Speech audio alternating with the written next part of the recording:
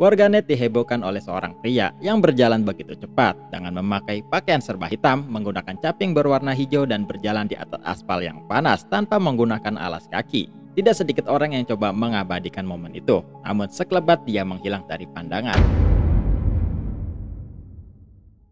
Ada musafir berpenampilan nyentrik pakai topi hijau, jalannya kenceng. Nah ini nih.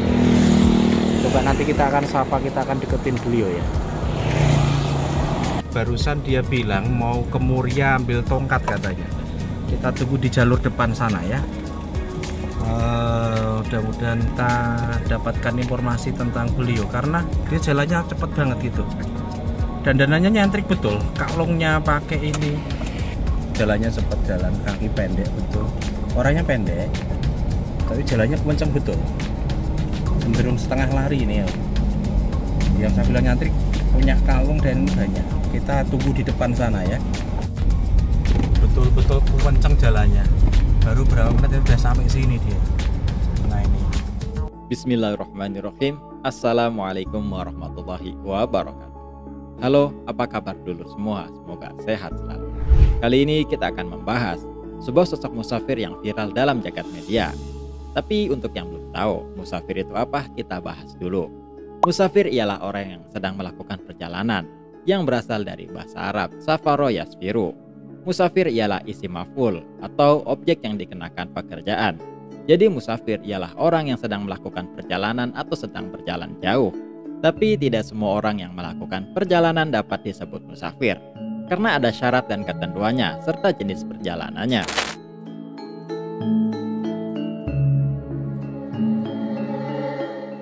Jagat media sosial sedang diramaikan dengan kemunculan sosok musafir yang berjalan begitu cepat. Dan ada yang mengisukan juga bahwa orang ini menaiki macan putih, sehingga jalannya sangat cepat. Tidak sedikit yang mencemooh ataupun mendukungnya, ataupun ada segelintir orang yang mencoba mengambil keberkahan darinya. Apa benar fenomena ini dapat diambil keberkahannya atau menjadi fenomena tersendiri? Wallahu alam. Aku rokemu mlaku ning kono iki ngopo? Mlaku mau cepet banget, Kang. Iya. Ora iso mlaku alon-alon ngono. Mboten melampah, semelampah macane. Sing mlaku Macan. macan. Lah jenengan numpak macan. Nggih. Numpak macan tenan. Iya. Macane putih apa loreng-loreng? Putih Macane sikile piro? papat. Yo kowe papat macan iki piro. Iya. Aku ngetes toh. Tapi seperti biasa, jangan lupa dukung channel kami dengan like, subscribe, serta tekan tombol loncengnya. Kusnan, sosok di balik itu semua, orang yang memakai baju hitam dengan caping hijau dan berjalan sepanjang jalan bernama Kusnan. Ia dikenal sebagai orang yang memiliki ilmu spiritualitas yang tinggi. Atau itu hanya sekedar unsur adat dan kebiasaan ia dalam berjalan, sehingga ketika ia berjalan, kakinya sudah terbiasa dengan berjalan cepat. Atau ada unsur-unsur lainnya. Wallahu alam, kita tidak ada yang tahu kecuali Allah dan para rasulnya. Atau ini menjadi fenomena terbaru di akhir zaman seperti ini, yang banyak mengistimewakan sesuatu tanpa mengetahui seluk-beluk akar di belakangnya. Kalau kita belajar dari cerita-cerita orang soleh yang mengisahkan tentang pengemis atau gelandangan yang ternyata seorang wali Allah, seperti cerita wali Allah Gusmik dan Gus Miftah Garum Blitar yang ketemu pengemis di pasar dan ternyata seorang wali Allah, atau kisah Al-Maghfurlah Kiai Makhrus Lirboyo yang mencari-cari seorang pengemis tapi 2 tahun gak ketemu-ketemu, atau kisah di kampung saya sendiri tentang seorang tunawisma bernama Kimus yang ternyata seorang wali Allah. Dan bahkan banyak yang minta doa kepadanya, sampai ia wafat pun kuburannya pun ramai. Tapi nggak semua orang yang nyeleneh atau tidak umum itu menandakan wali atau lainnya. Kadang ada yang emang benar-benar gila, bukan gila-gilaan. Maka dari itu, Gusmik pernah berkata kepada santrinya, janganlah sekali-kali kamu suuzon atau berburuk sangka kepada siapapun. Apabila ada orang yang meminta sumbangan, anggaplah ia bagian dari orang yang soleh. Bila ada pengemis meminta-minta, anggaplah ia dari orang yang arif dan bijaksana. Bila ada seorang kiai yang meminta sumbangan, anggaplah ia dari orang yang alim atau berpengetahuan luas. Kalau sudah begitu, mintalah doa kepadanya, karena bisa jadi ialah wasilah doa kita. Subhanallah. Next kita akan bahas sosok Gusmik ya. Sekarang kita lanjut dulu bahas si Joko Kendil ini. Tapi ngomong-ngomong tentang spiritualitas, mending kita bahas dulu deh. Apa sih spiritual itu? Yuk kita ulas. Kalau kita lihat dari aspek spiritual dalam bahasa Latin atau spiritus yang artinya nafas, dan spire yang artinya bernafas. Dikutip dari Kamus Besar Bahasa Indonesia menjelaskan, spiritual adalah istilah yang menggambarkan hubungan kedekatan atau bersifat kejiwaan atau rohani atau batin. Dalam kajian pustaka penelitian tentang spiritualitas yang diterbitkan Universitas Muhammadiyah Yogyakarta, Potter dan Perry menjelaskan spiritualitas adalah faktor penting yang membantu individu mencapai keseimbangan yang diperlukan untuk memelihara kesehatan, kesejahteraan, serta beradaptasi dengan penyakit dan hal-hal lain yang berhubungan dengan jiwa atau batin. Pada pemaknaan yang lain, spiritual adalah berhubungan dengan hal-hal yang sangat tinggi seperti Tuhan atau keyakinan-keyakinan lainnya. Dalam agama manapun, pasti ada yang namanya spiritual, seperti umat Islam yang bertakorup ilallah untuk mendapatkan ketenangan hati dan kedamaian hidup. Ini dapat diartikan bahwa spiritual adalah berhubungan dengan hal-hal gaib atau tidak kasat mata. Apabila disederhanakan, spiritual juga dimaknai upaya untuk melihat ke dalam batin atau ke dalam diri sendiri. Lantas bagaimana sosok yang disebut-sebut Joko Kendil ini sebenarnya? Kusnan merupakan sosok pria di balik itu semua. Ia berusia 41 tahun yang berasal dari Desa Ngramut, Kelurahan Meduran, Kecamatan Berarti, Kabupaten Grobogan. Kusnan telah menjadi musafir ketika usianya menginjak 19 tahun. Dengan langkah cepatnya, tidak peduli siang ataupun malam, berjalan di jalanan dengan tanpa menggunakan alas kaki. Tidak sedikit orang menjadi terheran-heran karenanya. Pria berusia 41 tahun itu menggunakan jubah serba hitam dan ditambah lagi dengan caping berwarna hijau untuk menutupi kepalanya, dan ditambah lagi tasbih-tasbih yang menggantung di lehernya. Para warga yang tak sengaja berjumpa dengannya di jalan menyempatkan diri untuk merekam atau sedikit memotret dirinya. Video-videonya viral di media sosial, TikTok, Facebook, dan lain sebagainya. Dalam pengembaraannya, ia mengaku akan menuju ke Gunung Muria. Setelah dari sana, ia akan melanjutkan kembali perjalanannya itu. Ia berencana mengakhiri perjalanannya di tahun 2025 nanti.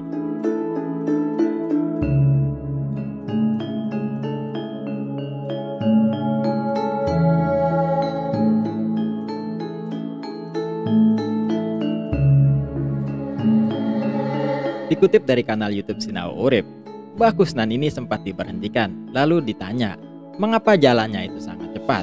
Lalu si Mbah Kusnan ini berkata, kalau dia itu nggak jalan, melainkan menaiki macan putih. Masya Allah ya, di tahun 2022 seperti sekarang, masih ada yang seperti itu gitu. Di antara percaya dan kepercaya, tapi memang pada dasarnya itu ada loh hal-hal seperti itu, hal gaib lah maksudnya ya. Lalu pun ia ditanya, mengapa bisa dijuluki dengan nama Joko Kendil? Lalu si Kusnan ini menjawab, kalau pemberian nama Joko Kendil ialah diberikan oleh gurunya yang bernama Syekh Hadi Guntur. Nah, semenjak saat itu, si Kusnan ini lebih familiar dipanggil dengan nama Joko Kendil. Mbah Kusnan mengatakan, alasannya ia bermusafir ialah karena kedua orang tuanya telah meninggal dan tujuannya menuju Gunung Muria. Ditambah lagi setelah ia selesai melakukan misi musafirnya itu. Kira-kira pada tahun 2025, ketika ia selesai, ia akan menemui gurunya lagi. Dan dia berkata sembari berbisik, akan dijodohkan dengan seseorang. Si Mbah Kusnan ini, untuk kesehariannya dalam perjalanannya, ia sering berhenti di masjid untuk mandi, sholat, ataupun membersihkan badannya. Dan ini menjadi syarat dalam musafirnya atau dalam perjalanannya, yang mana syaratnya itu tidak boleh meninggalkan sholat. Masya Allah ya kalau untuk ini. Tapi ada kutipan yang menurut saya menarik, yang mana diucapkan oleh si Mbah Kusnan atau Joko Kendil ini ya, yang mana berbunyi dalam bahasa Jawa, sing penting ojo edan awake, edano maring Gusti Allah, yang artinya yang penting tubuhnya tidak gila, tapi gilalah kepada Allah Subhanahu wa Ta'ala. Tapi kalau dipikir-pikir secara pemikiran ya orang awam seperti kita lah ya, memang sufi-sufi zaman dulu ataupun sekarang ataupun orang yang bertirakat atau meninggalkan dunia ya, orang-orang yang juhud, memang mereka ini dalam segi ibadah itu sangat lebih lah, Masya Allah ya kan, mendekatkan dirinya kepada Allah sampai diri mereka itu tergila-gila kepada Allah, kepada Rasulnya dan kepada para anbiyanya, sehingga ia meluangkan waktunya lebih banyak beribadah daripada bekerja, atau lebih dikenal dengan istilah juhud atau tarkut dunya. Tapi ngomong-ngomong tentang Joko Kendil ini, Joko Kendil ialah tokoh atau cerita rakyat dari Jawa Tengah, yang mana dalam kisah atau cerita Joko Kendil ini mengisahkan tentang seorang anak yang dilahirkan ya bisa dikatakan buruk rupa lah, tidak seperti anak pada umumnya. Padahal dia ini ya, si Joko Kendil ini ialah anak dari seorang raja. Sang raja malu ketika memiliki anak yang buruk rupa, namun tidak tega untuk membunuhnya. Lalu si Joko Kendil ini dititipkan kepada janda tua di tengah dusun atau tengah desa. Dengan mengutus para punggawa atau prajuritnya, Joko Kendil dibawa keluar istana dan diberikan kepada janda tua di tengah dusun. Ketika sudah sampai di dusun, Joko Kendil diberikan ke janda tua tersebut. Lalu si janda tua itu mengasuhnya dengan baik. Ya walaupun fisik si Joko Kendil ini bisa dikatakan kurang, sehingga ya banyak dicemooh oleh tetangga ataupun teman-teman sebayanya. Singkat cerita, si Joko Kendil ini sudah tumbuh dewasa ya, dan ia mengikuti sayembara yang diadakan oleh si raja tersebut. Yang mana dalam sayembaranya itu, barang siapa yang menang, ia akan menikahi putrinya. Tapi enak juga ya, ikut sayembara bisa menikahi putri raja. Coba sekarang ada perlombaan seperti itu. Nih, jomblo se-Indonesia pada ngikut kayaknya. Kita lanjut lagi videonya. Singkat cerita, si Joko Kendil ini mengikuti sayembara tersebut. Dan singkat cerita juga, tanpa berpanjang kata, si Joko Kendil ini menang. Namun si putri yang melihat bentuk dan rupa Joko Kendil yang kayak celengan golek ya. Tahu golek nggak sih? Golek tuh boneka ya, yang kayak celengan golek itu. Si putri menerimanya dengan lapang dada dan bahkan bersyukur karena Joko Kendil terkenal dengan orang yang baik dan tulus. Sang raja sampai bingung, loh kok anaknya mau gitu nikah sama orang yang bisa dikatakan ya buruk rupa gitu. Namun si putri ini berkata, penampilan ialah bukan segalanya, tapi hati dan kelakuan yang baik ialah segalanya. Singkat cerita, si Joko Kendil ini menikah dengan si putri. Namun ketika acara pernikahannya dimulai, si Joko Kendil ini berubah menjadi laki-laki yang tampan dan gagah, sehingga membuat orang banyak terkejut tentang sosok si Joko Kendil ini. Masya Allah ya, dia dapat ya door prize kali ya dari Tuhan. Dapat door prize ya, tadinya orang jelek jadi ganteng. Ya seperti itulah cerita Joko Kendil yang ada dalam cerita masyarakat. Kalau pengen tahu cerita lengkapnya ya udah dimonggo dibaca lagi tuh cerita anak-anak. Tapi yang bisa kita kutip dari cerita tersebut ialah, jangan pernah menilai seseorang dari bentuknya, karena belum tentu orang itu lebih buruk daripada kita, atau bahkan orang itu lebih baik daripada kita. Apa tuh bahasa Inggrisnya tuh? Don't just book by the cover ya. Ya pokoknya itulah ya. Udahlah, nggak usah panjang-panjang pembahasan kali ini mah. Orang tadi pembahasannya cuma tentang si musafir yang berjalan di jalan itu, si Joko Kendil ya. Cuman ya tadi yang kita bilang, ya memang orang itu dalam beribadah ada caranya masing-masing. Ada yang bertapa, ada yang berkhorwat, ada juga yang menyendiri ataupun hal lainnya. Makanya kita jangan pernah memandang sinis ataupun memandang aneh segala sesuatu, karena bisa jadi ia punya alasan tersendiri. Makanya untuk peristiwa seperti Joko Kendil ini ya, kalau saya pribadi, selama ia masih menjalankan sholat, selama nabinya masih sama dan Tuhannya masih sama dan tidak merugikan orang lain, ya silahkan sah-sah saja gitu. Mau perjalanan jauh ke, mau ziarah Wali Songo, mau apapun itu ya silahkan. Selama itu tadi ya. Jadi pesan untuk kita semua, perbaiki diri, tingkatkan ibadah supaya kehidupan kita lebih baik. Wassalamualaikum warahmatullahi wabarakatuh.